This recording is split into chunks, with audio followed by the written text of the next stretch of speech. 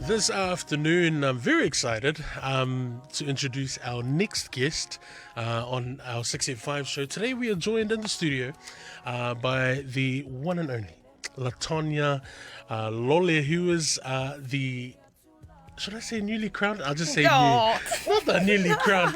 Latonya is PMN's a new sports reporter and a multimedia journalist. So she's joining our PMN Ainga, and yeah, I thought we'd bring her on the show this afternoon just to have a chat, get to know you a bit, welcome you to the Ainga, especially here to our PMN Samoa family, and get to know you a bit more. So, big talofa lover, thank you for making the time. I know it's been hella stressful for you lately. She's been a big 2 weeks. But we're grateful for your time. So as we do with all our guests, I'd like to give you the opportunity, if I loa oi, who you are, where you're from, your villages and all of that good stuff, before we get into the business end of things. Yeah, malole sa whaftaitele lava mole avanoa. Talofa family and friends, listeners all over the country and abroad. My name is Latonya Lole. As Lisa touched on, I am the new sports reporter here at PMN, alongside multimedia journalist and also hosting a new up-and-coming sports show that'll be airing this Saturday for the first time. Let's go. Yeah, no pressure at all, actually. Yeah. That's awesome. Where you're from? Are you a local? Are you from out of town? We want to know all of the good stuff. Kiwi born, Samoan, loud and proud. Grew up Central Auckland. Yeah, shout out to all my Central Aucklanders. Let's go. Based out in New Windsor. Love growing up there. It's been massive. It's a huge part of who I am. Mum's from Savaii and dad's from Lipa. The Guabacks, way out. But yeah, no, honoured to be here and love the 09. I was in Wellington for a few years and just moved back home. So yeah, feeling good. Awesome. Hey, let's get straight into it. What got you into journalism? Has this always been a thing for you, or is it something that's quite new in your life? Can you share a bit about your journey into the journalism space? Yeah, for sure. Growing up, and I think it comes with being the youngest sibling. Right. I got a knack for yarning, spinning yarns with family, friends, anyone I can chew their ear off, really. And then I did a little gig in year 11 at high school for the junior sports reporter for the Silver Ferns. Cool. So yeah, I got into that, and then it just kind of solidified my decision to want to take this as a career. And so my mind was set up since 15 years old, being 22 now, just recently graduating as well. So into the real world, into the real thick of things. It's been a huge challenge, but like I always say, no one grows in their comfort zone. So really pleasure and a privilege to be in this role and where I am. Given the landscape of journalism over the last few years, it's been tough in New Zealand and just job hunting in general. I was one of many recent graduates who, applied for heaps of jobs and, wasn't successful. Yeah. But that's just redirection in God's eye. So here we are now, and you've got me. Yeah, that's awesome, man. And obviously, being a sports journalist, you've had to have played some sports along the journey. Can you tell us a bit about that? Are you a single sports person, or do you play a whole heap of sports?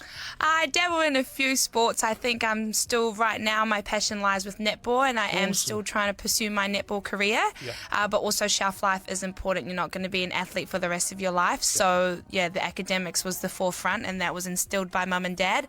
Grew up doing track and field. I was actually a heptathlon for a very long time. Hey. Yeah, 7 events. Yeah.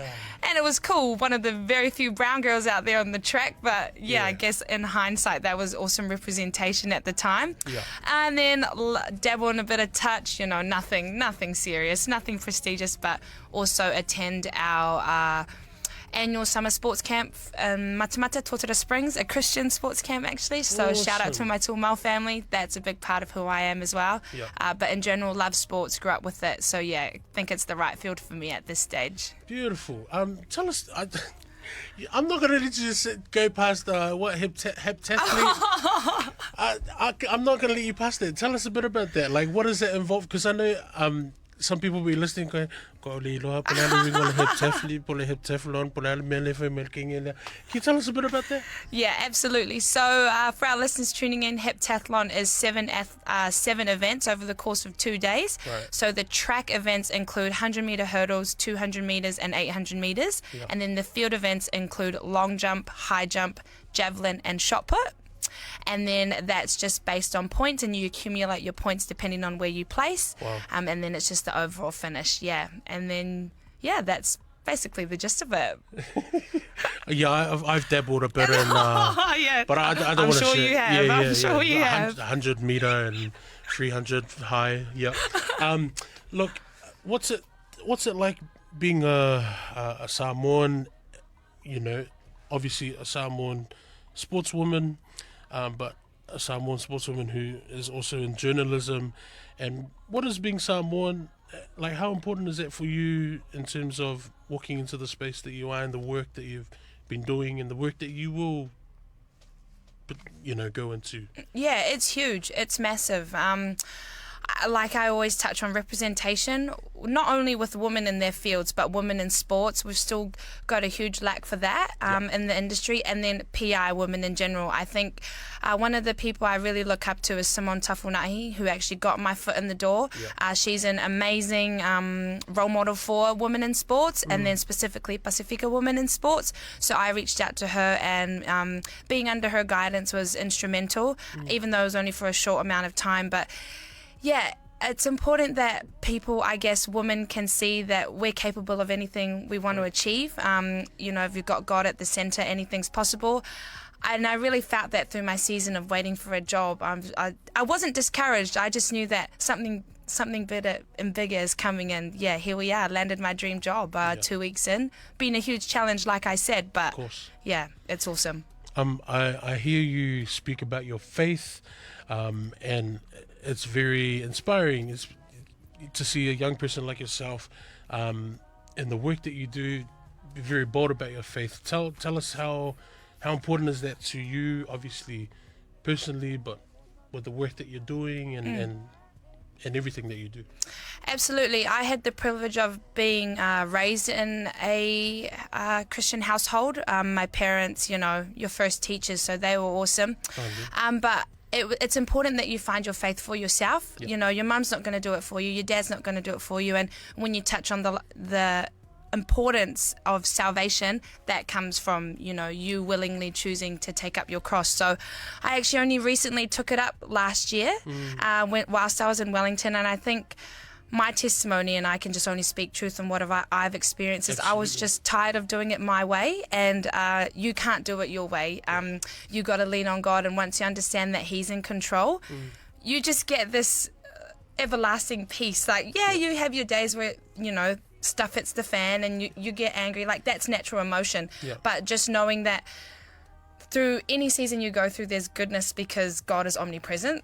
So that's the biggest thing for me. And Galatians 5:16 is also my favorite verse as well. If you walk by the Spirit, you won't gratify the desires of your flesh. So that's kind of what I try to live by every day. Preach. It's a battle. I'm not perfect.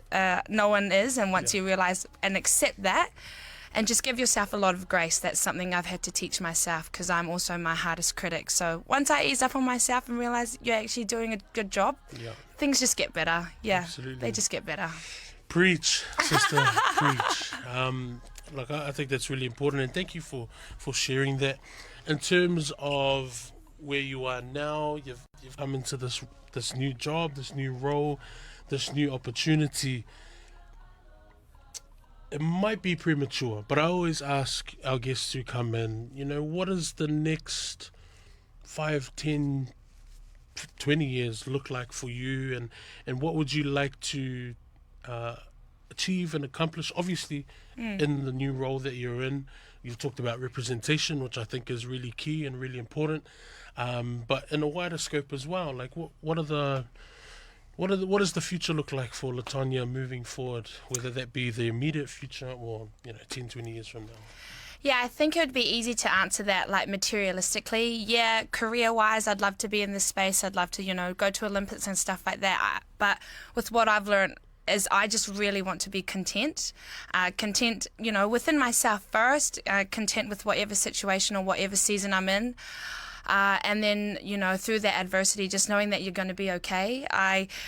I like to say, well, many of those who know me like to say I am my father's daughter, and with that passion comes also heightened emotions. So we may not cope very well under stress or, as such, but any season that I'm under, or just knowing that everything's going to be okay. And it just shows an analogy, sport analogy. Sorry, guys. I mean, that is my role. So here I go. Absolutely. But I've had that feeling where I'm not able to play. I've had to sit out. I've had huge, injuries that can really break a lot of people. But when you've got to be okay when things get stripped away.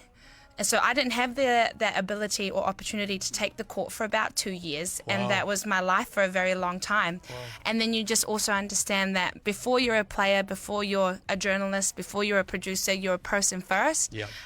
Child of Christ first, God willing, for, all of us. I feel that's a huge goal for me. And it should be for, all our people. Yeah. But just to be content. Life can get really hectic, and that just comes with knowing, learning about yourself, what you like, and taking that time for yourself, and, just coming with grace. Yeah. I just want to very briefly touch on something that you mentioned at the beginning of that response, in terms of dealing with emotions, heightened emotions, and stress. And I want to ask, how do you manage that, or what does self-care look like for you, especially when you're going through those tough times? I know that's probably like a far left question. No, not to worry. This is right up my alley. Well, first of all, I like to pray. Obviously, that's the huge thing. But I know for many other listeners who haven't adopted that faith necessarily, I know everything looks different. So outside of that, I really just like to decompress, and then not necessarily bed rot, but take the time. My room is a very sacred area, and that's where I go. I just lie down, read a book, and journaling. Journaling's pretty huge. Just getting mind dumping. It's massive, and even though you may just be scribbling on the page or everything, it helps. And I think especially for me, getting out for a run or just going for a walk, like just getting outside. Touching some grass, getting that fresh air, it works wonders. Like, honestly, don't underestimate the power of just 5 minutes of movement. Yeah. Beautiful. There will be young people listening, older people listening, who might be interested in, who we might have some sportsmen, sportswomen, sports players who might be considering moving into the journalism space, or are just listening to you right now thinking, man, I'd love to do that one day. Words of advice. It's you versus you. I think I have been a victim of comparison, and the old adage, comparison is a thief of joy. And it sounds really cringe rolling off my tongue, but the cliche things I always say is the ones that really matter, because it's the ones you always revert back to. I dealt with a lot of imposter syndrome during uni. I'm like, oh my gosh, these guys get A's and C's get degrees, guys. But as long as you know you've tried your best. But once you realize when it counts, when you just measure your progress against yourself, game changer. You'll be okay. Love that. It's you versus you.